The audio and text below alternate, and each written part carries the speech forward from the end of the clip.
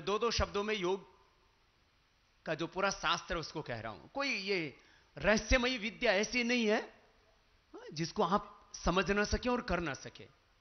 पूज्य बापू भी कह रहे थे ना, मंगल तभी होगा जब हमारे आचरण में जो शास्त्र में सत्य का है वो उतरेगा। मंगल आचरण से ही होगा। योग आचरण की बात है साहब। कुछ लोग ऐसे पहले बोलते थे अरे योग तो योगियों को ही करना चाहिए। हमने कहा नहीं भाई, योग योगियों को तो करना चाहिए, ठीक है, और वो योगी ना भी करेगा तो ठीक है, कोई कंदरा में गुफा में रह रहा है,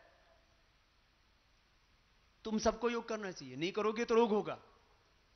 हर एक के भीतर हर बीमारी है। Every person have every disease in the body, every person have cancer cells in the body. एक कहते हैं प्री कैंसर सेल, एक होते हैं पोस्ट कैंसर सेल। किसी को भी बीपी हो सकता है, किसी को भी शुगर की प्रॉब्लम हो सकती है, किसी को भी पैरालिसिस हो सकता है, किसी को भी ब्रेन हेमरेज हो सकता है, किसी को भी आज कैंसर हो सकता है। एयर वाटर सोइल सब कुछ पॉल्यूटेड है। इसलिए हमारे मुनिश्री ने पर्यावरण के लिए अभियान चलाया। पर्यावरण बचेगा तो ये हम बचेंगे और ये दुनिया बचेगी। धन्यवाद है मुनि जी को। ये बहुत बड़ा अभियान और ये जरूरी है। आज हमारे पास सब कुछ है, माना हमारे पास बहुत बड़ी गाड़ी है, बहुत बड़ा बंगला है, बहुत बड़ा बिजनेस है, लेकिन यदि हवा शुद्ध नहीं है, दिल्ली में सबसे ज्यादा हवा प्रदूषित है। पूरी दुनिया में जितने लोग कैंसर से मरते हैं, हार्ट अटैक से मरते हैं और दूसरी बीमारियों से मरते हैं, उससे ज्यादा रेस्पिरेटरी सिस्टम के फेलियर होने से मरते हैं, क्योंकि हवा शुद्ध नहीं रही। फेफड़ों में हवा ही गंदी जा रही, और फेफड़े कमजोर हैं, उस गंदी को बाहर नहीं निकाल सकते। आप सुबह सुबह उठ करके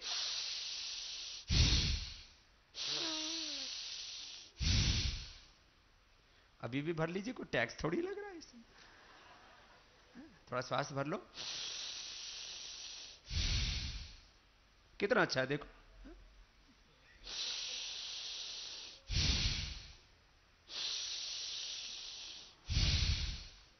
लंबा भरो, जोर से ऐसे नहीं भरना, थोड़ा धीरे धीरे। कितना अच्छा। रेस्पिरेटरी सिस्टम की कोई कभी प्रॉब्लम नहीं हो सकती आपको, एकदम फेफड़ा फर्स्ट क्लास रहेगा। हम लोग 50 डिग्री टेम्परेचर भी ऐसे ही रहते हैं और -20 पर भी, और 2-4 तो हमेशा ही रहता है। हरिद्वार में, ऋषिकेश में ऐसे ही रहते हैं। इतना रेजिस्टेंस पावर आपकी मजबूत हो जाएगी। भस्त्रिका कर लो,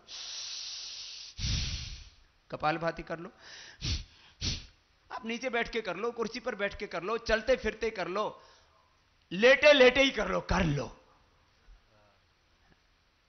करो ना, इतना सहज है। अब मैं बोलूं कि आप उल्टे सिर के बल खड़े हो जाओ, उल्टे चलने लग जाओ, बड़ा मुश्किल होगा। ये बड़ा मुश्किल काम है। पहले ऐसे लोग बताते थे, बोले योग करना, कैसे करना? बोले ऐसे करो, सीधे तो सब चलते हैं, योगी तो उल्टा चलता है। देखो अब मैं उल्टा चल के बताता। पहले ऐसे ही योग सिखाते थे तो लोग डर जाते थे, अरे बाप हम कैसे करेंगे।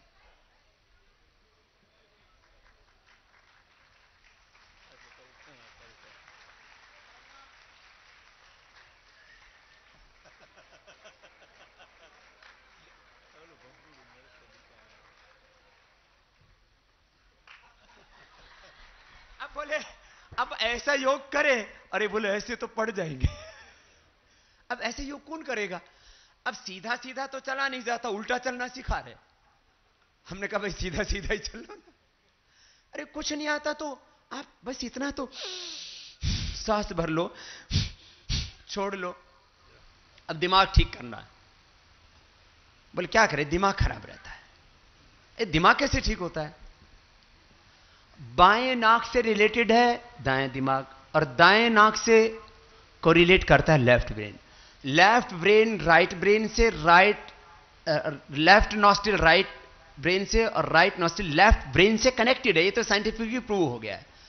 अब आपको ये राइट और लेफ्ट ब्रेन, ये हमेशा हम ना दो मन वाले होते हैं।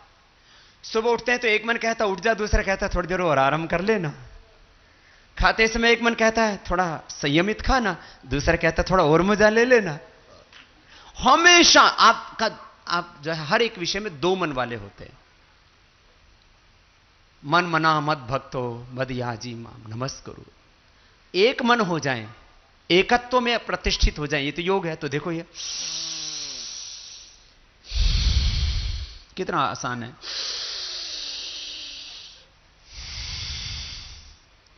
पांच सेकंड में श्वास लो, छोड़ो, स्ट्रेस एकदम गायब। आज स्ट्रेस मैनेजमेंट के लिए क्या कुछ नहीं हो रहा है, सारी दुनिया में स्ट्रेस फैला है। स्ट्रेस क्या है?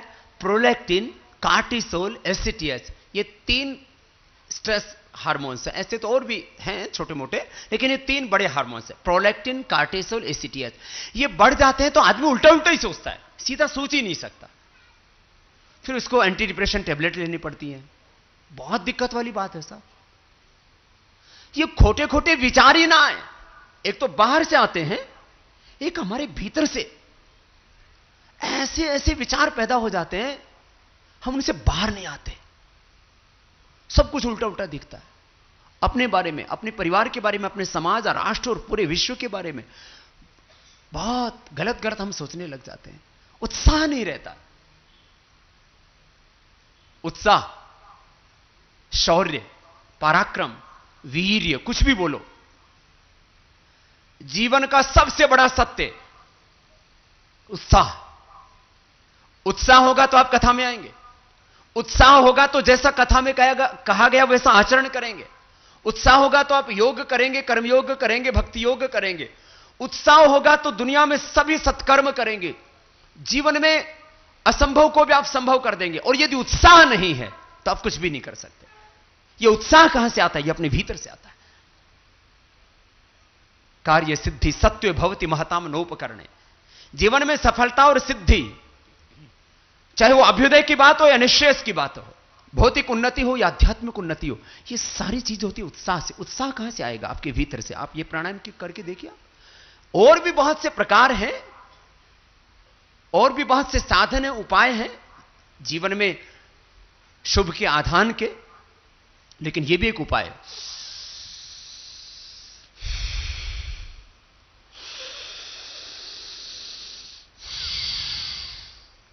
ये आप सब कीजिए।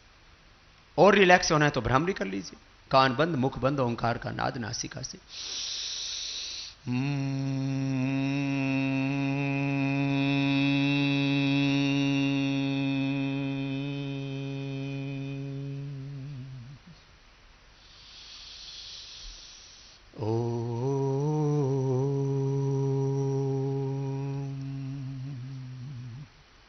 इतना कर लो तो ही कल्याण हो जाएगा। इतना भी नहीं कर सकते तो आप खाली श्वासों को देख लीजिए, थोड़ी सहज होकर के। माथा चढ़ा रहता है ज्यादातर लोगों का, आंखों पर एक तनाव सा रहता है, चेहरे पर एक तनाव सा रहता है। कभी कभी आत्मावलोकन किया करो, आत्मनिरीक्षण किया करो, अपने आप को देखा करो। जैसे ही खुद को देखना शुरू करते हैं, इसको बोलते हैं दृष्टा भाव। जैसे ही खुद को देखना शुरू करते हैं तो शरीर के स्तर पर जो तनाव है वो रिलैक्स हो जाता है। फिर अतीत का शोक, वर्तमान का राग और भविष्य का भय, यह हमें बहुत परेशान करता है।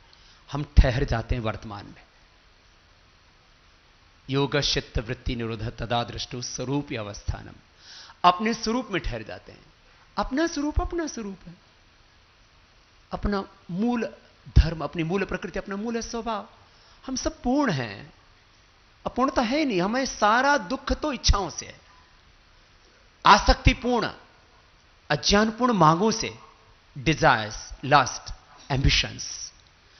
अपनी इच्छा छोड़ी, भगवत इच्छा में जीने लग गए, बस। इसी को कहते हैं आप्त काम होना, निष्काम होना, आत्म काम होना, ब्रह्म काम होना, अकाम होना, अचाह होना। बस हो गए।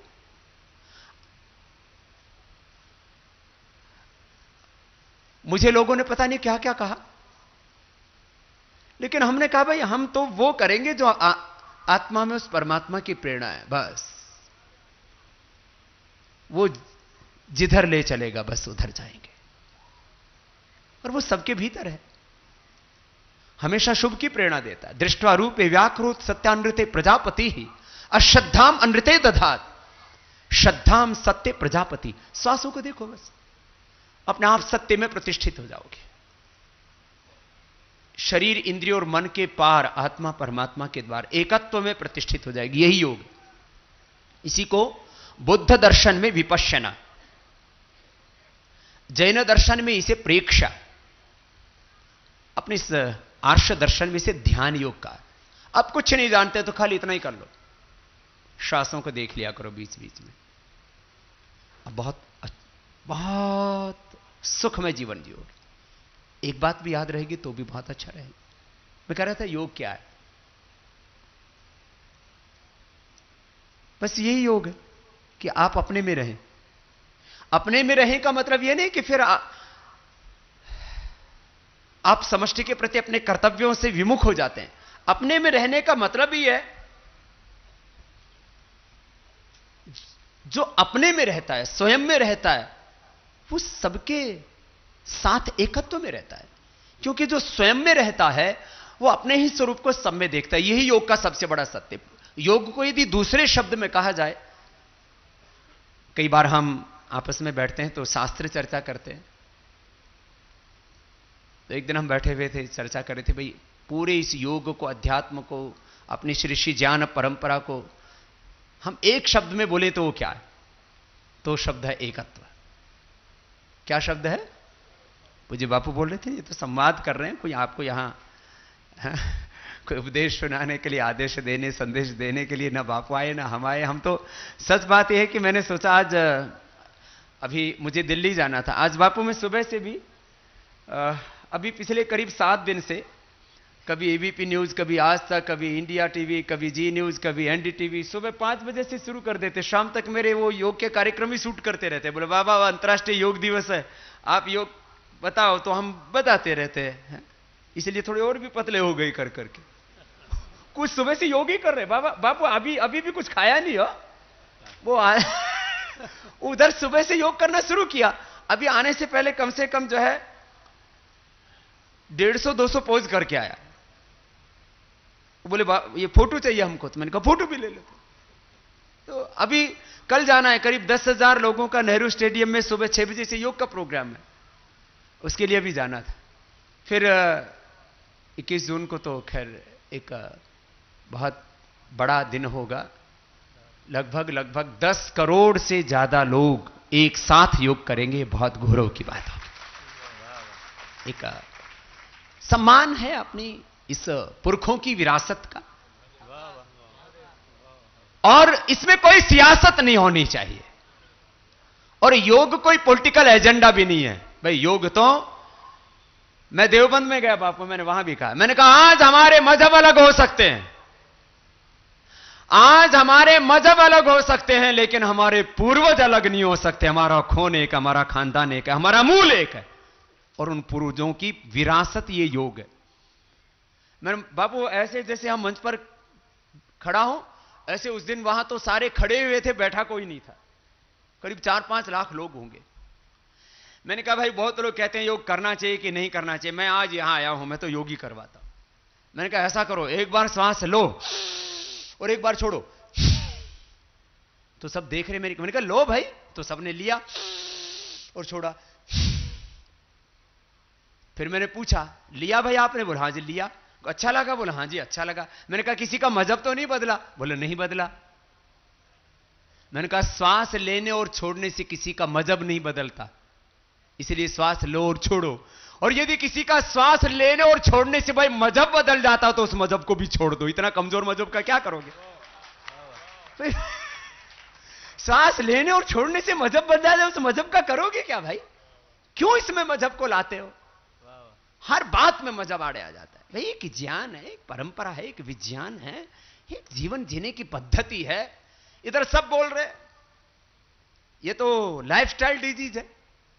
अरे लाइफस्टाइल डिजीज क्यों भाई? योग को लाइफस्टाइल बनाओ ना। रोग हमारे हम सफर बन गए, योग हमारा हम सफर बने, कितना अच्छा होगा। तो योग क्या है? एकत्व। जो अपने में उतर गया उसको अपने में सारा ब्रह्मांड दिखता है, अपने में भगवान दिखता है। तीन ही तो अनादि सत्य हैं इस सृष्टि के। एक परमात्मा जो वैश्विक सत्ता है, एक आत्मा जो उस परमात्मा के प्रकाश से प्रकाशित है, और तीसरे प्रकृति। प्रकृति में कोई विकृति नहीं है। कुछ लोग सुबह से शाम तक प्रकृति को ही गाली देते रहते। प्रकृति, प्रा माने उत्कृष्ट, कृति माने रचना। प्रकृति तो भगवान की सबसे उत्कृष्ट रचना है। और उसको अरे ये काया में गड़बड़ी है, ये माया में गड़बड़ी है, ना काया में गड़बड़ है ना माया में गड़बड़ है। मेरे भाई तारा भीतर गड़बड़ है। काया में माया में गड़बड़ी है। अरे प्रकृति, भगवान यदि निर्दोष हैं तो उनका विधान सदोष कैसे हो सकता है?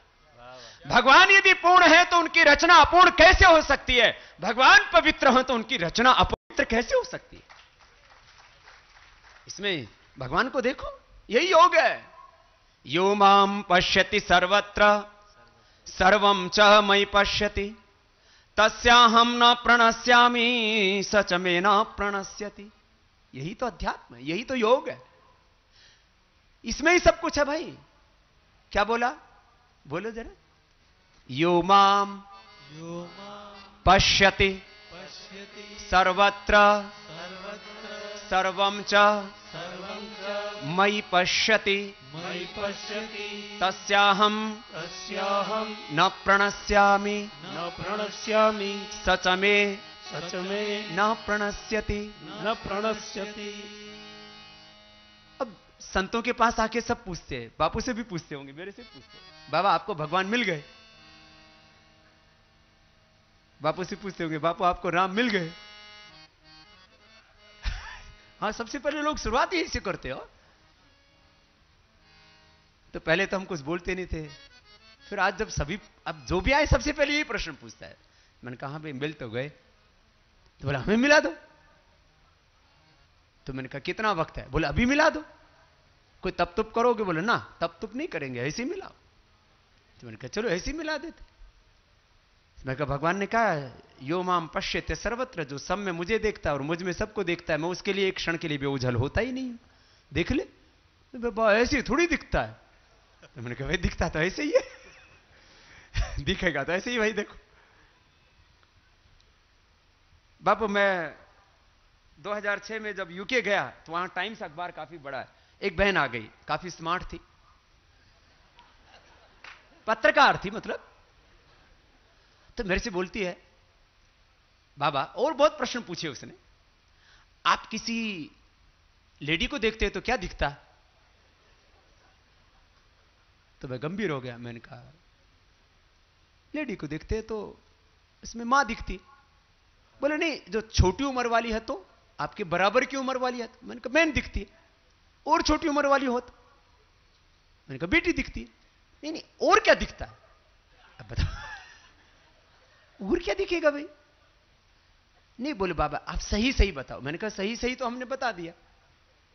नहीं, बोले और भी तो कुछ दिखता है, इसलिए तो सारी दुनिया पागल हो रखी है। मैंने कहा जो पागल हो रखी है उनसे पूछो, उनको क्या दिखता है? हम तो बाबू बोलते हैं तुझमें रब दिखता है। वो बाबू डायलॉग बहुत सुनाते हैं। तुझमें रब दिखता है यारा मैं क्या करूं, सब में रब दिखता है यारा मैं क्या करूं। सब में भगवान को देखो। कौन कहे तेरी महिमा, कौन कहे तेरी माया। गाइए। कौन कहे तेरी महिमा, कौन कहे तेरी माया। किसी ने है परमेश्वर तेरा, किसी ने है परमेश्वर तेरा, अंत कहीं ना पाया। कौन कहे तेरी महिमा, कौन कहे तेरी माया। कौन कहे तेरी महिमा, कौन कहे तेरी माया। अजर अमर अविनाशी कण कण में व्यापक है। यही तो गा रहे थे अभी बापू थोड़ी देर पहले चौपाई में भी। अजर अमर अविनाशी कण कण में व्यापक है।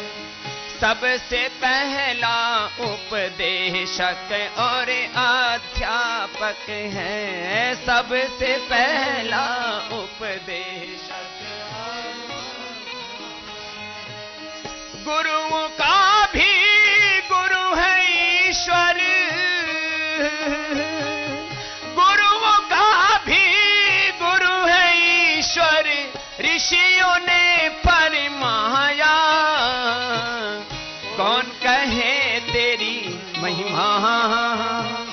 कौन कहे तेरी माया। कौन कहे तेरी महिमा।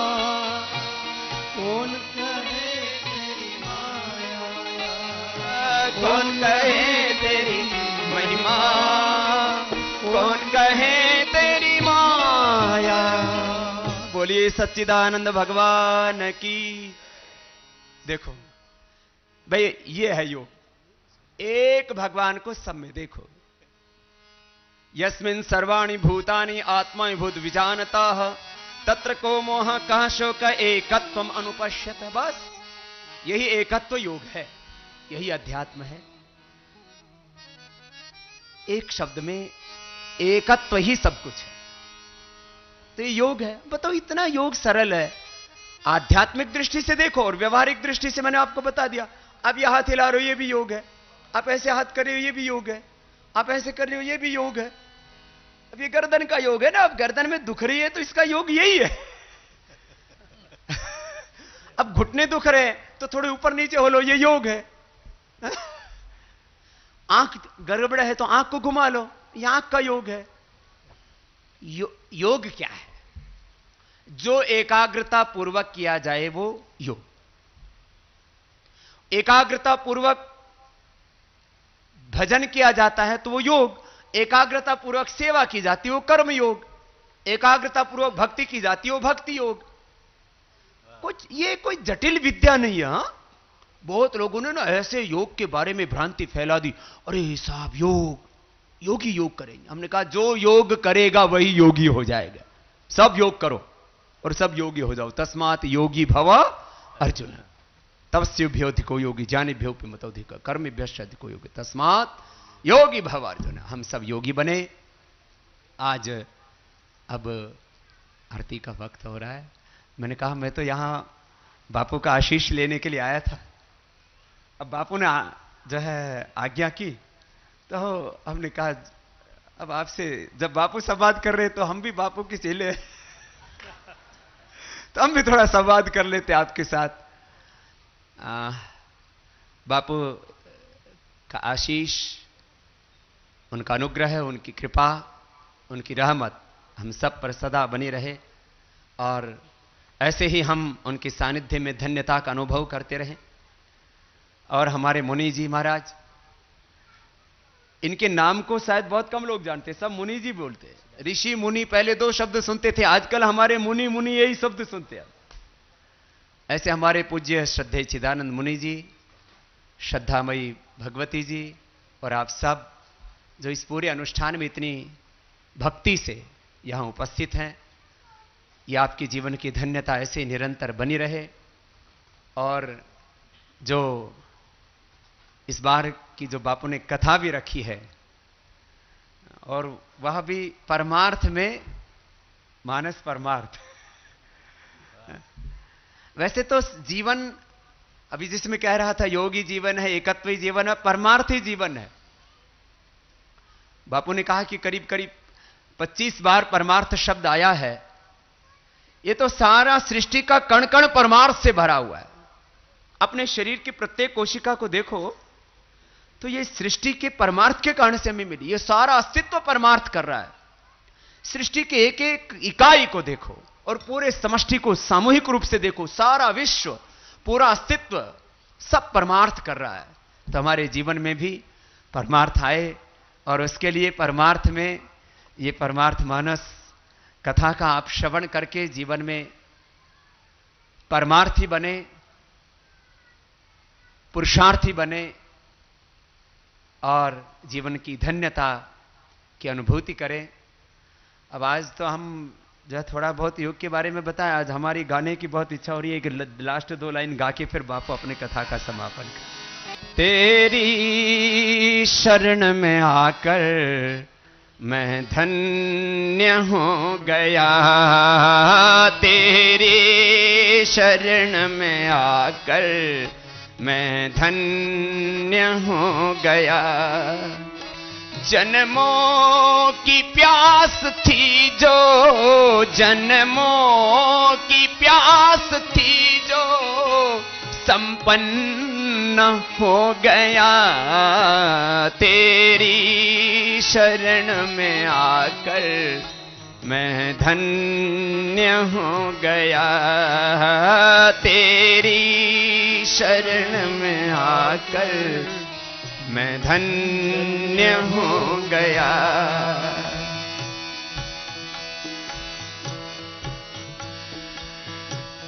दुख में तड़प रहा था प्रभु मुद्दतों से मैं, ओ दुख में तड़प रहा था प्रभु मुद्दतों से मैं।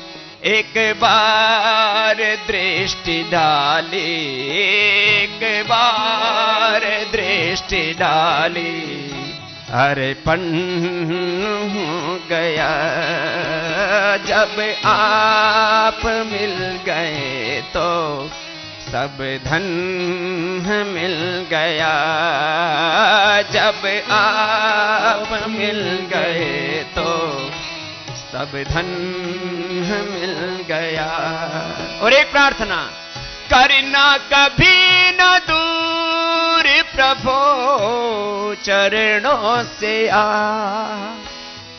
करना कभी न दूर प्रभु चरणों से आ। चरणों के ही सहारे, चरणों के ही सहारे उपवन मिल गया। चरणों के ही सहारे उपवन मिल गया। जन्मों की प्यास थी जो, जन्मों की प्यास थी जो संपन्न हो गया। तेरी शरण में आकर मैं धन्य हो गया, तेरी शरण में आकर मैं धन्य हो